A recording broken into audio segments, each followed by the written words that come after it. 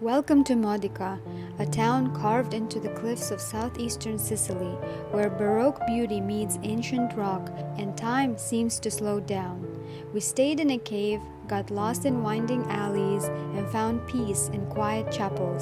This is our story from one of Italy's most underrated gems. Modica's history is as layered as its streets. Originally a Bronze Age settlement, it later became an important medieval stronghold under the Normans. But what you see today, the theatrical churches, ornate balconies, and symmetrical stairways, is the result of one dramatic event, the 1693 earthquake. That quake leveled much of southeastern Sicily. What followed was a Baroque rebuilding boom, which is why Modica, like nearby Noto and Ragusa, is part of the UNESCO-listed Val di Noto. This is our home for the week, carved into limestone and perched above Modica's historic center. Cave homes like this have been part of Sicilian life for centuries, especially in towns like this where architecture and terrain are inseparable. Welcome to our Airbnb cave home. We're going to go inside and show you what this place is all about. Follow me. All right, as you first come in, what stands out the most obviously is the kitchen. So let's go straight to the kitchen. All right, as you can see right here, this is where the beginning of the cave actually starts. So someone lived here with or without their animals, we don't know, a millennium ago. And they added to this house by adding this metal piece, this metal structure here. So this is all cave right here. So we have our cave kitchen with our stone sink. They carved into the cave right here to make this part here, this part over here. We have a modern stove, okay? And this is where we cook. So now, taking you to the other part of the cave home is a bathroom that we have here. Have you ever showered in a cave? There we go. That's what it looks like. Go all the way in. It's a modern shower inside a cave, and they carved into the cave. Apparently it's easy to carve into this rock. So that's where you put your soap, that's where you put your shampoo. Right, all right, so this is not the only bathroom actually. But before we show you the other bathroom, let me show you the detail that this place has. In many ways, they upcycled a lot of items to create this antique effect. So you can see right here, this is some kind of door they put next to the fridge to make it look more antique style. We have such antiques as the ceramic up here. Okay. We have just random pieces of wood, another ceramic. We have this tile right here, actually, that's called cementine. This is a tile, I believe, from the 40s that usually goes on the ground, but they decided to integrate this into the countertop. And you can see that, if you look closely, it's not perfect, it's damaged. And that's the whole point, is it's supposed to be kind of damaged and dirty looking in a way. And if you look around this whole place, there are a variety of pieces that are pre-World War II and some parts from the farm, things you might see in the farm. But of course, it still has modern, yeah. Turned into a mirror. A door turned into a mirror, okay. And then before I show you the master bedroom, let me show you the other extra bedroom right here, where you see this. This looks like you're gonna go sailing or something. Okay, follow me. These steps are pretty steep.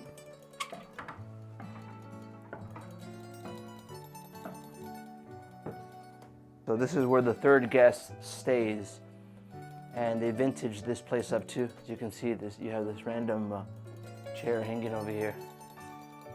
It's a pretty cool attic. So for the third guest, which we didn't have, and we didn't utilize this. One of the best things about this place is the balcony.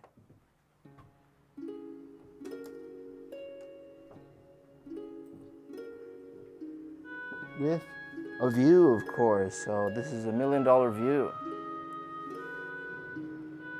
So this is one of the best places in this property where you can just come up, relax, enjoy the Baroque architecture, the nature, the hills. And today is not sunny, but usually it's blue skies. So one of the things I would note you can see is Il Duomo di San Giorgio over there. The last thing I want to show you here is the bedroom. So come on in. So the bedroom, like the rest of the house, has this vintage antique look, from the shutters, from the wardrobe, the makeup desk right here that Marine's been using, all the way to the bed. So you have these beautiful tiles right here, ceramic tiles, painting, and again you have one thing I'll point out is the view from when you actually sleep. When you sleep, you see the cave. Have you ever slept in a place where when you look up, you can actually see a cave? This is a view. Now, let's check out the bathroom. Again, we have some farm stuff right here. This is the bathroom. Equipped with, again, a stone sink and a basket. Yeah, basically bathing in a cave. We're not the first and we won't be the last. If you also want to stay in a cave home, make sure you come and visit Modica.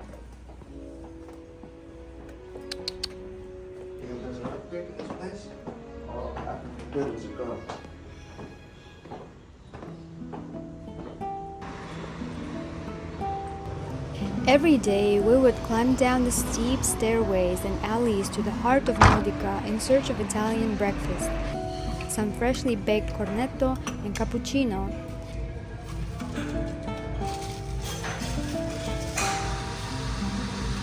Then we picked up some bread and other baked goods from a local panificio for an afternoon snack. This was our daily ritual.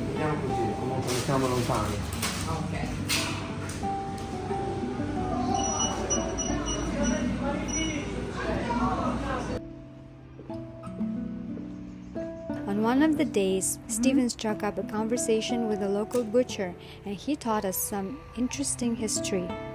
All right, what you see behind me are two roads. There's one on the right and one on the left. And actually here you used to have two rivers that came down and turned into one river. So they actually covered up the river, and now it's not really a river underneath, but it's a drainage system for the rain. So all the rainwater goes down underneath here, but the city was first inhabited because of the water that ran through here. It was a source of life. Unlike other cities where they build on top, here they decided to build within the canyon, within this valley, because of the rainwater that came through. So these are the back streets of Modica. We're in the Modica Alta. This is, you have two sides of Modica. One side has the caves, the other side doesn't have the caves. This side is a little more developed, so cruise with us as we go through these back streets. You're gonna see some dilapidated buildings and some beautiful vacation homes. One thing for sure you're gonna see are beautiful views. Come on. Here's some beautiful work done right here. See, these are the beautiful views that I'm talking about that you can see right here. That is the Cathedral of St. George. Modica is split in two, Modica Alta and Modica Bassa. Each walk feels like a pilgrimage, quiet, hilly, sun-drenched. And with every turn, there's a surprise, a small shrine, a crumbling doorway, or a panoramic view that takes your breath away. San Giorgio Cathedral isn't just Modica's most iconic building, it's the soul of the city. Rising high over the town, this masterpiece of Sicilian Baroque architecture is more than a place of worship. It's a symbol of resilience, beauty, and faith. It was rebuilt in the early 1700s after the devastating earthquake of 1693. The architect, Rosario Gagliardi, was known for his theatrical flair, and you can feel it in every curve, column, and carving of the cathedral. The facade alone is like a storybook in stone. It rises in 5 levels, a vertical pilgrimage. At the center stands St. George himself slaying the dragon, a powerful symbol of good triumphing over evil. But there's more to it than myth. St. George is Modica's patron saint. Locals say he represents the spirit of endurance, of overcoming disaster and rebuilding stronger. After all, Modica has survived earthquakes, invasions, and centuries of change.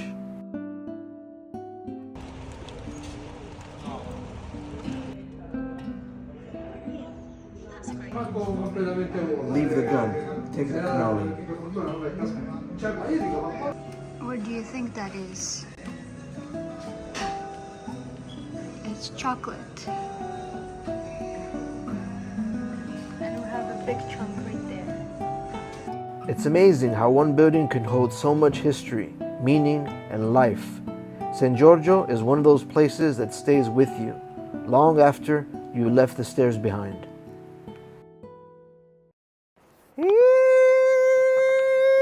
What are you so happy about?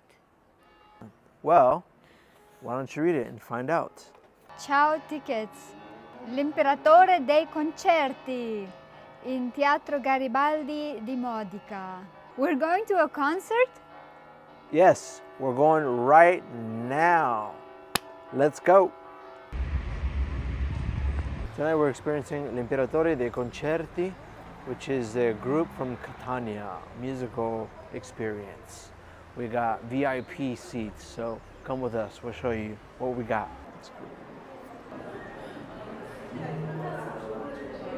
Let me take you through the tunnels right here. Overground tunnels. We're going to the 3rd floor. Buonasera. Terzo piano?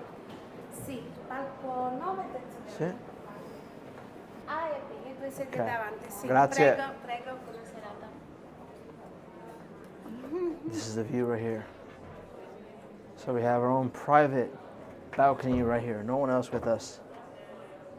Premier VIP seats. Wow, look at this. This is mostly seniors A couple younger, a of couple youngsters. Modica.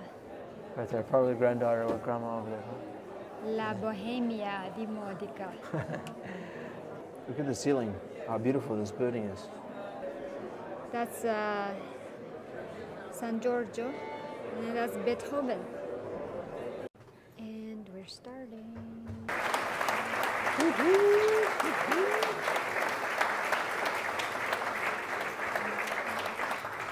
So this is a Sicilian music group from Catania.